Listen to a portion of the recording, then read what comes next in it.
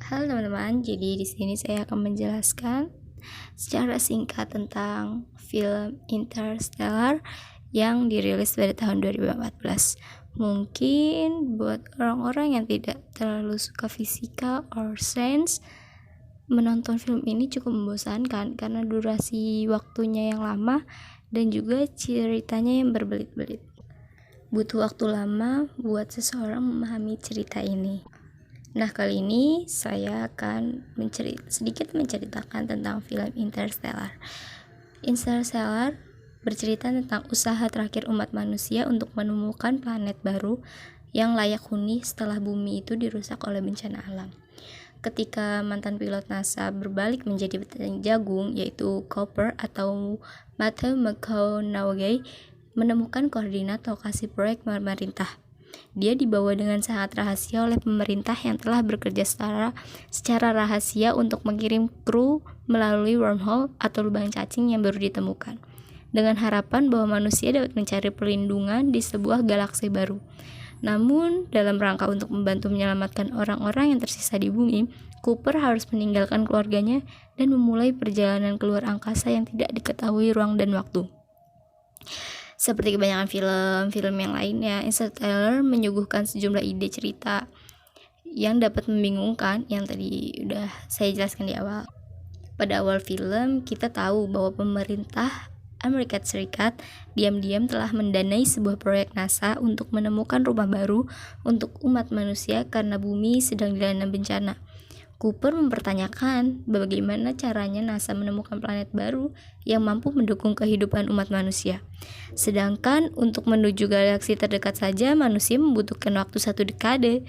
Profesor Brand, yaitu Michael Caine, kemudian mengungkapkan bahwa peradaban yang tidak diketahui yang dia sebut mereka atau yang akan nanti saya bahas telah sukses menciptakan wormhole atau lubang cacing dekat Saturnus. Jadi, apa sih wormhole itu? Wormhole itu berfungsi sebagai jalan pintas untuk menuju ruang yang jauh di luar angkasa. Sebenarnya, fungsi dasar wormhole itu sebagai jembatan yang menghubungkan dua titik dalam luar angkasa sebagai jalan pintas untuk menuju ruang 4 dimensi yang tak terlihat. Dengan pemahaman itu, NASA telah mengirim 13 pilot melewati wormhole dalam sebuah misi untuk menentukan apakah planet terdekat di sisi lain dari wormhole dapat menopang kehidupan umat manusia. Setelah tiba di planet mereka, masing-masing astronot mendirikan sebuah mercusuar yang menunjukkan bahwa planet mereka adalah layak huni untuk koloni umat manusia. NASA tidak dapat berkomunikasi langsung dengan para astronot, namun bisa dilacak dengan mercusuar yang mereka dirikan selama hampir 1 dekade, tapi hanya tinggal 3 yang masih aktif. Sebagai akibatnya, NASA mengirim Cooper untuk mengungkapkan ketiga astronot dan mengumpulkan data yang dapat digunakan untuk membuat keputusan tentang planet mana yang bisa memberi harapan terbaik bagi umat manusia. Profesor Brand mengklaim bahwa NASA memiliki 2 rencana untuk kelangsungan kehidupan manusia. Rencana A, selama tim Endurance pergi, Profesor Brand terus bekerja menyelesaikan persamaan gravitasi dan teori lainnya. Jika berhasil akan memungkinkan manusia untuk memanfaatkan dimensi kelima, khususnya teori gravitasi. Saat Brand berhasil, dan NASA akan meluncurkan umat manusia yang masih hidup dengan kapal luar angkasa. Dan ada rencana B. Saat itu, Profesor Brand gagal dalam perhitungannya, atau tim Endurance terlalu banyak waktu dalam penyelidikan. NASA telah menyiapkan embrio manusia yang dapat digunakan untuk kelangsungan hidup umat manusia setelah semua manusia di bumi musnah. Untuk memastikan keragaman genetik, NASA memperoleh DNA dari berbagai sumber sehingga generasi mendatang tidak akan terbatas pada reproduksi antar anggota tim Endurance saja. Dalam skenario ini, tim Endurance akan menetap di planet yang paling layak huni dan meningkatkan embrio generasi pertama dengan generasi berikutnya, membantu meningkatkan embrio baru serta bereproduksi secara alami. Belakangan ini diketahui kalau Profesor Brand tidak pernah percaya kalau rencana A itu berhasil. Berdasarkan persamaan yang dia pecahkan bertahun-tahun, itu tidak akan menyelamatkan mereka. Dia hanya memperjuangkan ide untuk menggalang bekerja sama dan membantu infrastruktur untuk menyelamatkan bumi. Tidak ada orang yang tahu kecuali dia sendiri. Rencana B pasti akan berhasil. Profesor Brand beralasan bahwa orang tidak akan bekerja sama hanya untuk menyelamatkan umat manusia. Yang mereka butuhkan untuk percaya adalah bekerja bersama-sama untuk keselamatan pribadi masing-masing. Setelah mengetahui kalau rencana A adalah lelucon, Cooper dan Amelia Brand atau Anna Hathaway, putri Profesor Brand, berkomitmen untuk rencana B pada pilihan planet ketiga, planet terakhir di mana astronot Wolf and Moon, pacar Amelia, melaporkan sebuah mercusuar yang positif. Namun, Cooper tetap tidak yakin bahwa rencana A tidak mungkin, dan dia menggunakan sebuah lubang hitam atau disebut Gargantua, dan menarik pesawat Endurance untuk menuju planet Edmund. Cooper mengirimkan TARS atau robot kru pembantu ke dalam pusat lubang hitam, berharap bisa menerjemahkan data yang mungkin bisa membantu NASA memperbaiki kesalahan perhitungan persamaan Profesor Ben. Cooper juga mengorbankan diri untuk mengurangi beban dari pesawat Endurance, memastikan bahwa Amelia bisa menuju ke planet Edmund dan memberlakukan rencana B jika TRS gagal. Namun, Cooper malah tertarik ke dalam lubang Tesseract, yaitu singularitas gravitasi yang mempertahankan wormhole yang telah diciptakan oleh mereka. Tapi makhluk-makhluk yang disebut mereka ini siapa sih? Nah, jadi saya di sini akan menjelaskan tentang mereka. Cooper dan para ilmuwan NASA lainnya menganggap mereka adalah makhluk luar angkasa atau supranatural ras modern yang telah membuka misteri manipulasi dimensi untuk beberapa alasan yang tidak diketahui. Memutuskan untuk membantu umat manusia dalam melarikan diri dari planet yang hancur. Tim NASA percaya bahwa makhluk tersebut tidak dapat berkomunikasi secara langsung dengan manusia, khususnya mereka yang berada di dimensi kelima. Setelah kita melampaui perjalanan ketika dimensi untuk memahami alam semesta, Profesor Brand berpikir mereka ini telah meletakkan serangkaian pesan biner dan teknologi canggih wormhole bagi manusia untuk menyelamatkan diri dari kepunahan. Namun, sebagaimana terungkap dalam adegan terakhir dalam film Interstellar, apa yang didalilkan NASA sebenarnya adalah ras alien tunggal, tapi dua identitas yang terpisah namun berhubungan. Yang pertama, manusia masa depan yang telah menguasai hukum alam kita yang memungkinkan mereka untuk memanipulasi ruang dan waktu. Yang kedua, Cooper mencoba untuk berkomunikasi dengan putrinya dalam Tesseract yang dibangun untuknya oleh manusia masa depan. Sebagai hasilnya, sebagian besar dari fenomena yang tidak dapat dijelaskan oleh NASA, bahwa ternyata Cooper mengambil masa depan untuk menyelamatkan diri sendiri seperti yang kita lihat dalam film. Ketika Cooper mengorbankan diri untuk memastikan rencana B, dia lompat dari pesawat. Bukannya mati sekarat, tapi dia malah tertarik oleh gravitasi black hole. Dalam Tesseract atau singularitas gravitasi wormhole, yaitu sebuah ruang tempat di mana hukum ruang dan waktu menjadi tidak terbatas. Mengetahui dari masa lalu mereka sendiri, khususnya peristiwa yang menyebabkan keselamatan mereka.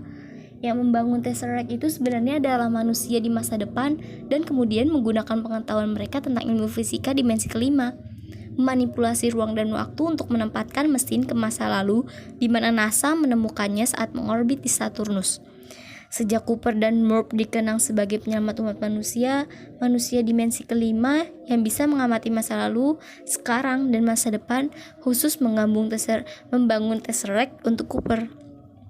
Sehingga dia bisa berkomunikasi dengan putrinya di masa lalu dan menyampaikan data dari TRS yang telah terkumpul di dalam singularitas. Apa sih Tesseract itu? Tesseract yaitu filter yang menerjemahkan data dari dimensi kelima ke dalam dimensi ketiga yang diset dalam kamar Moore, di mana Cooper bisa mengunjungi putrinya di setiap waktu dalam lorong yang berbeda-beda.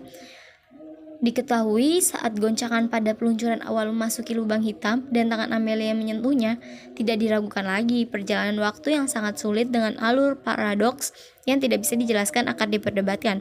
Bagaimana manusia masa depan pertama bertahan untuk membangun Tesseract, mengingat bahwa akan ada Tesseract untuk menyelamatkan mereka. Dan akhirnya Nolan meninggalkan sejumlah pertanyaan untuk diperdebatkan. Terus gimana bisa seorang manusia masa depan memanipulasi ruang dan waktu? Dan bagaimana Cooper berencana untuk melakukan perjalanan waktu kembali ke Amelia di akhir film? Nah, di sini saya akan menjelaskan tentang waktu relativitas dalam ruang angkasa. Interstellar didasarkan pada ide-ide dari teori fisika Kip Thorne, terutama gagasan tentang alam semesta dari 3 dimensi yang kita amati, bahkan lebih sampai 5 dimensi. Dalam teori tertentu, mengumpulkan bahwa kekuatan dalam gravitasi melalui dimensi ruang dan waktu yang berdasarkan hukum Newton. Apa yang kita rasakan sebagai perhitungan yang terbatas menjadi benar-benar tidak terbatas. Nah, konsep ini langsung dipraktekkan dalam planet pertama dalam kunjungan tim Endurance. Secara umum, waktu yang berada di dalam wormhole bergerak lebih cepat daripada sisi luarnya, karena sangat dekat dengan gravitasi pada black hole dekat Gargantua. Waktu di sisi lain bersifat lebih lambat, relatif terhadap jarak antara objek dan tarikan gravitasi black hole. Akibatnya, waktu di planet Miller bergerak secara signifikan lebih lambat, sehingga tim Endurance di planet Miller 1 jam sama dengan 7 tahun di bumi. Dengan alasan itu, Cooper menyarankan sesegera mungkin mengatasi masalah di planet Miller, sebelum mereka menyadari itu jebakan maut gelombang air pasang yang menyapu pesawat mereka. Cooper tahu bahwa 3 jam menghabiskan di planet Miller sama saja mengorbankan waktu 1 dekade dengan keluarganya. Seperti kata Amelia, pengaruh gravitasi saat melintasi black hole saat itu yang harus disalahkan karena tim Endurance tidak beruntung dalam kunjungannya yang pertama. Sejak mereka mengetahui ada sinyal dari mercusuar di planet Miller hanya bisa bertahan beberapa menit setelah terbunuh oleh gelombang pasang setelah dia mendarat. Konsep ini sangat rumit ketika kita mengikuti misi mereka, benar kan? Amelia dan Cooper bersatu kembali dengan Romilly yang tinggal di pesawat Endurance untuk mengumpulkan data yang jauh dari Gargantua. Mereka sudah pergi selama 3 jam, tapi kenyataannya telah terlewatkan 23 tahun penuh. Saat tim Endurance menerima pesan video dari bumi, Cooper melihat putra-putrinya, Tom dan Murph, tumbuh dewasa, yang diperankan oleh Casey Affleck dan Jessica Chastain. Tim Endurance bergerak lebih jauh dari black hole, mengurangi ketidakseimbangan dalam ruang dan waktu, yang berarti bahwa saat mereka tiba di planet Man, waktu mereka semakin mendesak. Meskipun ada seorang astronot yang sangat berani dan sinting meregang sendirian di planet Man yang telah mengulur waktu. Efek nyata gravitasi pada ruang dan waktu juga bertanggung jawab terhadap kemampuan Cooper untuk komunikasi dengan Murph muda ketika terseret dalam Tesseract. Dalam mesin, gravitasi mengalir melalui dimensi lain dalam ruang dan waktu, sehingga memungkinkan Cooper mengirim pesan STAY dengan mendorong buku hingga jatuh dari rak buku dalam kamar Murph, atau berkomunikasi dengan mereka tentang koordinat peta saat adegan terakhir di mana dia menyebarkan debu ke lantai dalam bahasa biner. Yang paling penting, komunikasi kelima dimensi melalui gravitasi dibuat terlihat objek 3 dimensi oleh di bumi, memungkinkan Cooper dengan lembut mentransfer data dari TARS berupa kode Morse dengan memanipulasi jarum jam tangan yang ditinggalkan untuk Murph.